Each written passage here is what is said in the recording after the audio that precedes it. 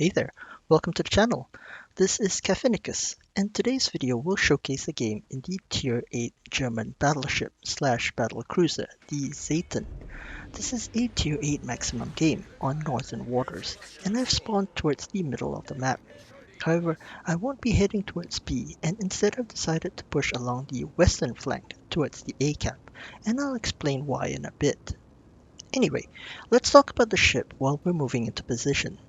The Zieten is technically classified as a battleship in World of Warships for matchmaking purposes, though it really doesn't have the armor nor the guns I associate with a typical battleship. Hence the reason I've decided to flank rather than hold up the middle, as I don't think that that's where the Zieten will be best positioned. So, let's start our review with the guns. The Zieten carries 6 406mm guns in 3 double turrets in the AXY configuration. The turret placement means that you do have to turn the ship to bring your guns to bear on a target, though the quick turret traverse and 360-degree turning Y turret helps a little bit in this regard. The guns also reload quickly at 22.5 seconds, but even so, having only 6 barrels leaves the Zieten with one of the worst DPMs of all Tier 8 battleships currently in the game. You also only have a limited 18-kilometer range and no spotter plane consumable, but at least you have the Vladivostok to keep you company in that regard. In addition, even though the Zieten mounts 406mm guns, the AP damage on its shells is abysmal, with only 11.5k damage on a Citadel hit. To put that into perspective, that's even worse than the performance of the Bismarck's 380mm guns, which hit for 11.6k, and terrible compared to those fired by ships like the North Carolina or the Vladivostok, which can do over 13,000 damage per shell. You do have high pen on these shells, but the full broadside weight just feels feeble, to be honest. The weak armor scheme on the Zieten is another drawback for the ship. It has 27mm plating on its extremities, which is more commonly found in high-tier cruisers, though you do have a 60mm icebreaker bow along the waterline. The deck also has sections of 32mm armor, which makes the ship a prime target for IFHE spam. And it's not like you have a lot of HP to work with either.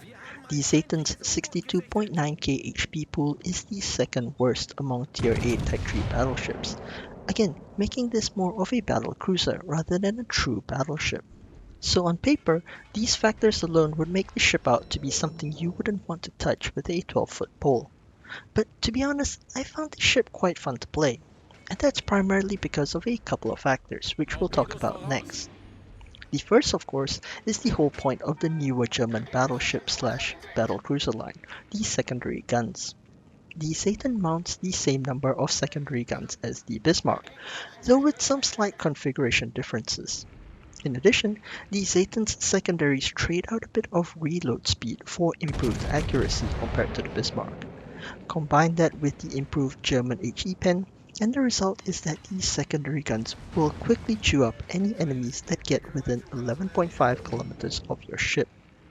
This creates a huge no-go zone around your ship for any enemy spotted, especially cruisers and destroyers, but even battleships with large sections of 32mm plating will feel the pain from your pea shooters. When you factor the super concealment of 12 kilometers with captain skills, mods and camo, and your top speed of 31 knots, this means that you can be super sneaky on a push with the Zieten. If you time it right, by the time you sail into view of your enemies, your secondary guns will almost be in range to lay down the law. And to further enhance the Zieten's up-close and personal playstyle, the ship also mounts 2 torpedo launchers with 4 fish per launcher. These go out to 12 kilometers and are relatively hard-hitting for German torpedoes, doing up to 16.5k damage each. The only downside is that they take about 8 years to hit anything because of the slow 15 knots speed. And finally, your consumables also reinforce the playstyle the ship was designed for. In addition to the usual repair party, you also get a quick-acting damage control party and an improved hydroacoustic search. In other words, what we have here is a somewhat squishy battlecruiser that likes to get up close and personal and duke things out. So let's see how she plays as we start melting this poor Tier 7 destroyer. There we go. We took a chunk out of the scan with our guns and let our secondaries finish it off for our first CQE achievement. And that seems to be what works for me in this ship, as we'll see throughout this game. The destroyer threat is over, though I still have to worry about the Harbine's fishes. On the other hand, the Harbine's guns aren't much of a threat to me due to their low HE pen, and I can deal with any fires with my DCP. Also, apparently my main guns don't work against light cruisers, and this Harbin gets away time and again. Oh well, let's continue to rush him while angling against the Kansas that's somewhere in the rear. My hydroacoustic search spots the Harbin's torpedoes well in advance, so they're easy enough to avoid. And you really do want to avoid torpedoes in this ship, as the Zieten only has a 23% torpedo damage reduction on its belt. Anyway, I see the anchorage charging down the middle, so I switch targets and we put the hurt out on that American heavy cruiser with our first salvo. I really can't help imagining what would have happened if I had just a few more barrels to work with though. In another battleship, that probably would have been a devastating strike. Though the reload on this ship does mean that my second salvo is out relatively quickly. But unfortunately it does absolutely nothing as the anchorage turns in and slams on the brakes. But wait for it, our secondaries are firing on the anchorage, and well done secondaries. CQE achievement number 2. We also get a cap and avoid the Harbin's next set of torpedoes while we're at it. So hooray for multitasking. In the meanwhile, the Harbin has been sunk by a good torpedo salvo from our friend in the U-69. So let's start working on the enemy carrier that's been caught out. I angle my ship away to turn out of the path of the incoming torpedo bombers, but that allows the Kansas to smash my face. That's okay though, we'll just have to work on our angling while we continue to focus down the enemy carrier. In hindsight, I realized that I have a friendly North Carolina between me and the enemy carrier, so I really should have been less worried about the planes and a lot more worried about the battleship. That's my mistake, but let's see if we can fix that. I turn in to angle against the Kansas, which also inches me closer to secondary range of the carrier. To be honest though, I really should not be going full bow into the battleship. The Kansas has 406mm guns, which can overmatch my 27mm nose. So ideally, I should be baiting him into shooting my belt at a steep enough angle to bounce. Well, that's a lesson to be learned as I continue to wiggle my ship here against that American dreadnought. In the meanwhile, our U-69 gets some torpedo hits in on the carrier, and we follow that up with a good salvo into the side of the Pobeda. And guess what? We'll just have our secondaries finish the job for CQE achievement number 3. So that's 3 kills so far, all of them with our secondary guns, and all on ships that we first dropped to low HP with our mains. However, our team is currently only even on ships and slightly ahead on points, as the enemy team has just picked up the B cap. Our eastern flank has also fallen, so that means that I've got to take out the Kansas as quickly as possible and swing around to deal with the enemies coming in from the other side of the map. And that should be easily enough done. We'll just pit my 31 knots speed against the slowly reversing USN Dreadnought battleship. But do pay attention to the weakness of the Satan's armor scheme in this engagement, as the Kansas just plows through my weak frontal plate and chunks me for over 12k worth of pens a couple of times. So as expected, I learned the hard way that you can't bow in against 400mm guns with the Satan the same way you can with the Bismarck. And that's one thing to be careful of when you're in a straight up fight against another battleship. But on the other hand, I also did mention earlier that the Satan's secondaries work wonders against 32mm armor. Well, the 150mm do in any case. And guess what the Kansas is covered in? Yep, that's right, 32mm armor plating. So you can see how quickly these secondaries melt him down. I do make a bit of a mistake at the end though, as I should have loaded HE once the Kansas was angled against me. Instead, I kept trying to fire HP at his superstructure and failed to get a kill as a result. Well, our buddy in the submarine finishes him off before our secondaries were able to do so, but that's okay. He's dead, and I'm still kicking. Now we just have to push towards the middle of the map and engage the remaining enemy forces coming in from the east. So this is where the Zieten's lack of range works against me. It was perfectly fine while I was pushing through a flank, but now I'm way too far out and I'm not able to support the middle. Fortunately, the Zieten isn't a slow ship, and I put pedal to the metal to race back into range. Ideally, I would like to take care of the Lenin quickly and then engage the Amagi once he's dealt with. That way, I can turn this into two separate 1v1 situations against enemy battleships, rather than a 2v1 where my armor may not necessarily hold up. That's the plan anyway, so let's see how the plan turns out. The Lenin gets spotted, and I'm now within range. I wait for a bit to clear the island, and then get my first salvo off once I get a full view of the enemy ship. Now, if I was in a cruiser, I could have just sat back and used the island to farm from cover. But I'm the last remaining quote-unquote battleship on my team, so like it or not, I have to put my armor and HP to work and tank for the rest of my friends. My first salvo did absolutely bupkis, but that was to be expected against an angled Lenin. However, he turns and gives me a nice shot, only for my shells to mostly miss, and we get only one penetrating hit. That's unfortunate, as we should have finished off that Russian battleship right there. The Amagi starts getting in on the fight, which is bad for me, as I have to waste another salvo at the Lenin while also exposing a bit more broadside than I would have liked against the Amagi. The Lenin also gets a chance to angle effectively against me, and I get a pen on my third salvo, but he's oversaturated and it fails to finish him off.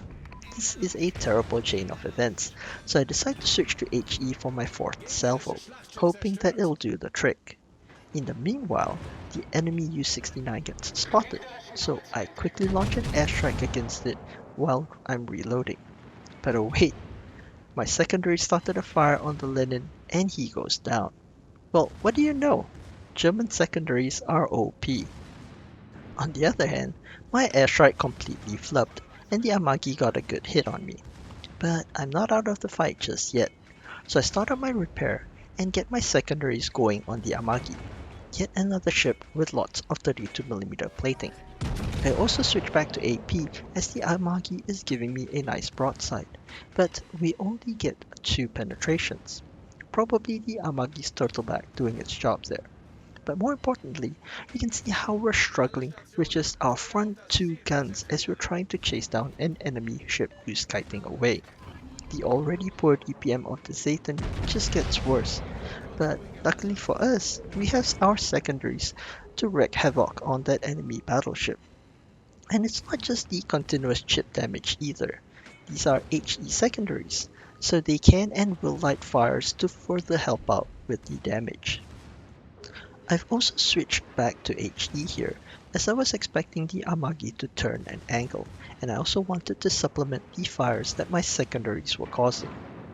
The Amagi fires, so we try to wiggle to dodge his shells. And there we go, we've got another fire burning on the enemy battleship.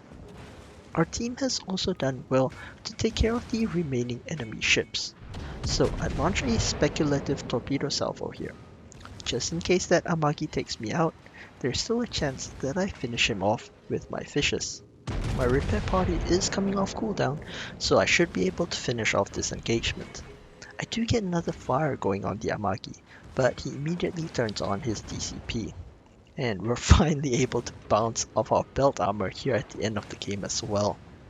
My next salvo is almost ready. When I line it up, we fire, but our secondaries get there first to finish off the Amagi for our 4th CQE and the Kraken Unleashed achievement. So let's take a look at the post-game results. We did 153,000 damage in this game and received the Confederate High Caliber, Kraken Unleashed, Dreadnought, and 4 close quarters expert achievements, pretty much doing everything we could in this game. Not too bad at all. Our base XP was 2079 to top our team. The majority of our damage was still from our main guns though, with 100,000 damage on 61 hits, which was actually over a 45% hit rate. The Satan's guns may not hit hard, but they are quite accurate. Another 38k damage on 317 secondary hits, and the remainder from fires. We tanked almost 2 million potential and ate an actual 91k damage, most of which were from enemy battleships who just brushed aside our armor. And finally, the credits and XP screen, which, by the way, we completed a mission, so the credits received section is artificially inflated here. For anyone interested, here are the equipment and captain skills I use for the ship. Auxiliary armaments mod 1 and secondary battery mod 1 to buff your secondaries, damage control systems mod 1, steering gears to help with maneuverability during brawls, and concealment systems. For captain skills, I have demolition expert, priority target, long range secondaries, manual secondaries, emergency repair, and concealment. If you have a 21-point captain, I'd recommend adrenaline rush as well. So, the Zieten in a nutshell. It's one ugly looking ship, but I kinda like it. It's a ship that has one rule, to get close and hit enemies with your sword. In games where you can take advantage of its strengths, the Zieten is a beast. So use whatever cover you can to get close to your enemies and create opportunities for close-in 1v1 fights, where your secondaries and torpedoes can augment the relatively poor DPM of your main guns. The nightmare games are ones where you have no support and cannot push forward aggressively, or those where you have no vision and end up pushing into an ambush against multiple ships as your armor and HP will not withstand being a focused target. Anyway, I hope you've enjoyed today's video. If you did, please do me a favor and hit the subscribe and like buttons below as it helps me grow the channel. You can also click the bell icon to get notifications the next time I post videos. Thank you for watching and take care.